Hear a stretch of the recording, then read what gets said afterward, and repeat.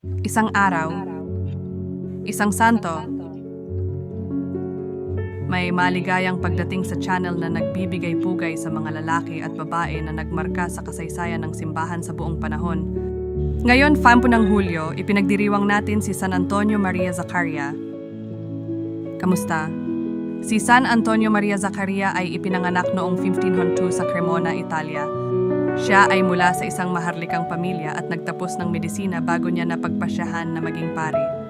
Sa edad na 26, siya ay naordinahan bilang pari at naging kilala sa kanyang malalim na debosyon at pagpapakumbaba. Noong 1530, itinatag niya ang kongregasyon ng mga Clerks Regular of St. Paul, nakilala rin bilang mga Barnabita, na ang dalayunin ay ang reforma at pag-renew ng simbahan sa pamamagitan ng pag-aaral, pagtuturo at pagmimisyon. Pinangunahan din niya ang pagbuo ng isang kongregasyon ng mga kababaihan, ang mga Angelic Sisters of St. Paul, at isang lay na samahan, ang mga Laity of St. Paul. Kilala siya sa kanyang mga pangaral, pagtuturo, at pagiging aktibo sa pagtulong sa mga mahihirap at may sakit.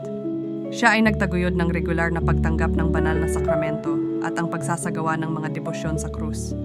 Namatay si Antonio Maria Zaccaria noong 1539 sa edad na 36. Siya ay kinanonisa noong 1897 ni Papa Leo XIII. Si San Antonio Maria Zaccaria ay pinararangalan bilang patron ng mga manggagamot at ng mga seminarista. Narito ang isang panalangin na iniaalay kay San Antonio Maria Zaccaria. O San Antonio Maria Zaccaria, matapat na lingkod ng Diyos at tagapagtaguyod ng reforma, ipanalangin mo kami sa Panginoon upang magkaroon kami ng lakas at tapang na sundin ang iyong halimbawa ng kabanalan at debosyon. Tulungan mo kaming maging masigla sa aming pananampalataya at maibahagi ang aming pagmamahal kay Kristo sa lahat ng aming ginagawa.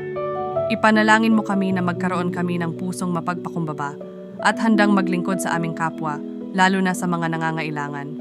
San Antonio Maria Zaccaria, ipanalangin mo kami at gabayan sa landas ng kabanalan. Amen.